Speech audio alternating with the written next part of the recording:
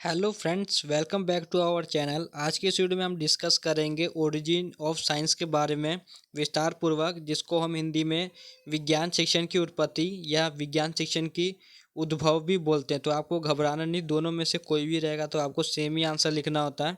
तो चलिए हम इसको डिस्कस कर लेते हैं। और इससे पिछले वाले वीडियोज़ में हमने फिजिकल साइंस और साइंस के बारे में meaning, nature, AIIMS and objective सब डिस्कस किया था। अगर आपने वो नहीं देखा तो देख लीजिए, लिंक आपको डिस्क्रिप्शन में नहीं तो प्लेलिस्ट में मिल जाएगा। और अन्य कोर्सेज का भी आपको वीडियो मिल जाएगा प्लेलिस्ट में। तो देखिए, भारत में विज्ञान शिक्षण की उत्पत्ति के बारे में वर्णन करने से पहले हमें विज्ञान क्या है यह जानना जरूरी है। तो आपको पहले पता ही लग गया होगा कि अगर आपने पिछले वीडियो देखा होगा तो विज्ञान क्या होता है। वी प्लस ज्ञान से बना होता है, जिसको हम विशिष्ट ज्ञान या विशेष ज्ञान बोलते हैं। चूंकि मानव स्वभाव से ही जिज्ञासु होता है तथा वह अपने आसपास होने वाली घटनाओं का कारण जानने की चेष्टा करता रहता है, जैसे तारे क्यों टिमटिमाते हैं, सूर्य रात में क्यों नहीं दिखाई देता है आदि प्रश्नों का उचित उत्तर प्राप्त करने हेतु वह जिन कार्यों को करता है उसे विज्ञान कहा जाता है।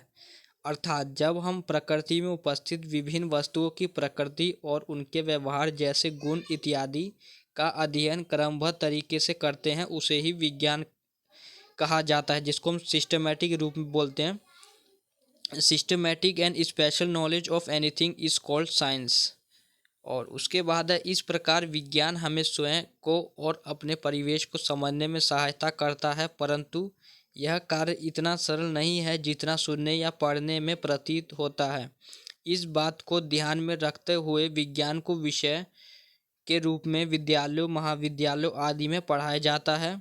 अब हम विज्ञान शिक्षण की उत्पत्ति तथा पाठ्यक्रम में इसके स्थान के बारे में जानेंगे। विज्ञान शिक्षण शिक्षण की उत्पत्ति का इतिहास। भारतवर्ष में प्राचीन समय से ही विज्ञान शिक्षण की व्यवस्था मिलती है।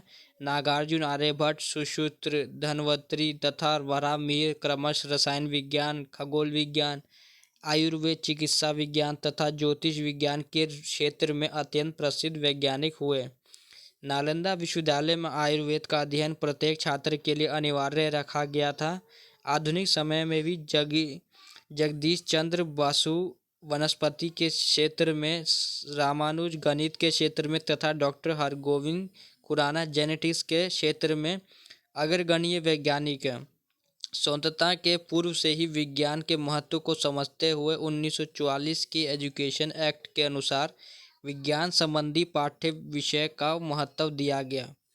स्वतंत्रता प्राप्ति के उपरांत देश की उन्नति हेतु विज्ञान शिक्षण पर बल दिया गया।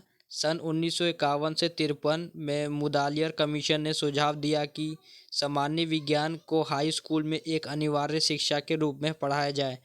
उसके बाद सन 1956 में तारा देवी में the all India seminar on the teaching of science in secondary schools का आयोजन किया गया। इसमें प्राइमरी तथा सेकेंडरी स्तर पर विज्ञान शिक्षण के उद्देश्य, पाठ्यक्रम, वैज्ञानिक उपकरण, परीक्षा पद्धति। उसके बाद बता देते हैं क्या लिखा हो। परीक्षा पद्धति तथा विज्ञान शिक्षण प्रशिक्षण आदि समस्याओं पर विचार विमर्श करके अनेक सुझाव प्रस्तुत किए गए। इस सेमिनार के रिकमेंडेशन के आधार पर अखिल भारतीय विज्ञान शिक्षण संघ की स्थापना की गई। प्रयोगशाला हेतु विद्यालयों को अनुदान दिया गया। विज्ञान क्लब की स्थापना की गई। कई राज्यों में विज्ञान मंदिरों का निर्माण किया गया। सन 1964 में वैज्ञानिक प्रतिभा खोज कार्यक्रम का प्रारंभ एनसीईआरटी के द्वारा किया गया। सन 1966 में कोठारी कमीशन ने विज्ञान शिक्षण के क्षेत्र में नया दृष्टिकोण प्रस्तुत किया। इसके अनुसार विज्ञान एवं गणित को विद्यालय के प्रथम 10 वर्षों में सामान्य शिक्षा के एक अंश के रूप में सभी छात्रों को अनिवार्य पढ़ाया जाए। इसके अतिरिक्त उच्च स्तर पर इन विषयों में विशेष कोर्स का प्रबंध किया जाए। उसके बाद कोठारी कमीशन द्वारा दिए गए कुछ सुझाव निम्न प्रकार से हैं। कक्षा 1 से 10 तक विज्ञान और गणित की शिक्षा अनिवार्य रूप से दी जाएगी। प्रारंभिक कक्षाओं में विज्ञान की शिक्षा बाहरी वातावरण से विद्यार्थियों को जोड़कर दी जानी चाहिए। प्राइमरी कक्षाओं के लिए विज्ञान कक्ष और विज्ञान प्रयोगशाला की सुविधा दी जानी चाहिए। विज्ञान शिक्षण नवीनतम विधियों से किया जाए और विद्यार्थियों में अन्वेषण प्रवृत्ति का विकास किया जाए। ग्रामीण क्षेत्रों में विज्ञान को कृषि से और नगरीय क्षेत्रों में प्रौद्योगिकी से जोड़ा जाए। विज्ञान शिक्षण के साथ सांस्कृतिक, आध्यात्मिक एवं नैतिक परंपराओं को भी उचित महत्व दिया जाए। विश्वविद्यालय स्तर पर अन्वेषण हेतु विशेष सुविधाएं दी जाएं। उसके बाद है राष्ट्रीय शिक्षा नीति के अनुसार विज्ञान शिक्षण। राष्ट्रीय शिक्षा नीति 1986 में संसद द्वारा मान्यकृत हुई, जिसे 1992 में सुधारा गया। इसमें विश्वविद्यालय स्तर पर विज्ञान को आवश्यक विषय घोषित किया गया। इस नीति के अनुसार विज्ञान शिक्षण के महत्व, विज्ञान शिक्षा को सुदृढ़ किया जाएगा ताकि बच्चों में जिज्ञासा की भावना, सृजनात्मकता, तर्क करने की प्रवृत्ति जैसी योग्यताएं विकसित हो। विज्ञान शिक्षा के अत्यधिक प्रसार हेतु वे सारे प्रयास किए जाए जो कि अब तक औपचारिक शिक्षा के दायरे के बाहर रहे हैं। उसके बाद है राष्ट्रीय शिक्षा नीति की सिफारिशों के दृष्टिकोण से भारत सरकार द्वारा उठाए गए महत्वपूर्ण कदम। यशपाल के अंतर्गत एक कमेटी का गठन किया गया जो विज्ञान शिक्षण के विकास के लिए कार्यक्रम लागू करने से संबंधित थी। स्कूलों में विज्ञान शिक्षा के सुधार के लिए एक फ्रेमवर्क तैयार किया गया जो इस प्रकार है। 90,000 प्राइमरी स्कूलों को साइंस किट प्रदान करना, 22,500 सेकेंडरी एवं उच्च सेकेंडरी स्कूलों को एक प्रयोगशाला और विज्ञान के अध्यापकों को वैज्ञानिक उपकरण प्रदान करने में सहायता दी जाएगी।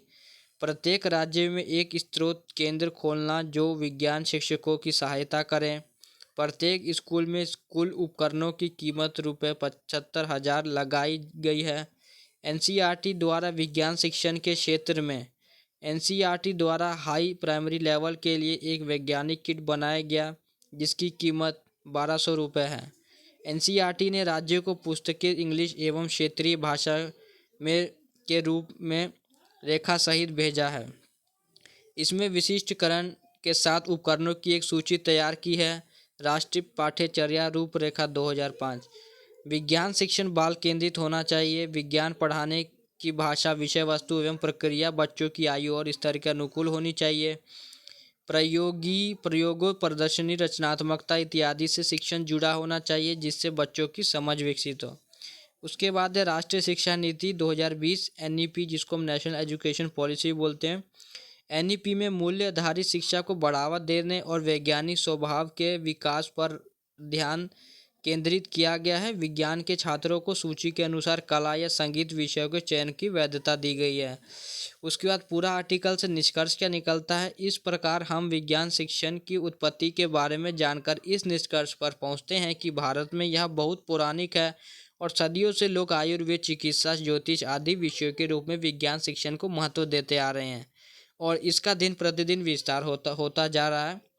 यानी कि इसमें कार्य करने का अवसर और अच्छे से विशिष्ट रूप में इसको किया जा रहा है और इसमें रफ्तार बढ़ा जा रहा है, तेज़ी हो रहा है, काम सटीक हो रहा है और बारीकी से काम को हम आसानी से रूप में कर सकते हैं। तो यही हमारा विज्ञान है और फ्रेंड्स यही क्वेश्चन हमारा कंप्लीट होता है। तो उम्मीद करता हूँ आपको सब सही में आ गया होगा। आसान भाषा में लिखा हुआ है, फिर भी अगर आपको कोई डाउट होता है तो कमेंट बॉक्स में लिख सकते हैं।